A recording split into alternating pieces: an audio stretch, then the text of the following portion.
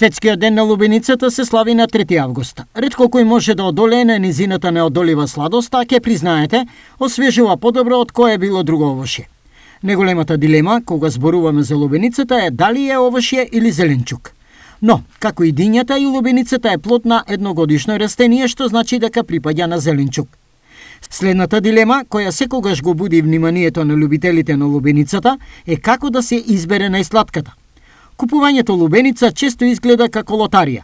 Никогаш не знаете колку ќе биде свежа, сочна и пред да ја исечете.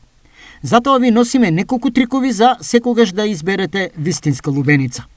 Погледнете ги линиите. Бојата на лубеницата ја покажува низината зрелост, а секогаш треба да изберете таква што има многу изразени пруги на неа. Тие треба да бидат темнозелени и светло-жолти. Удрете ја. Овој тест е многу популарен, но многумина не знаат каков звук покажува лубеницата кога е добра. Ако звучи шупливо, тоа значи дека има повеќе вода и дека е зрела.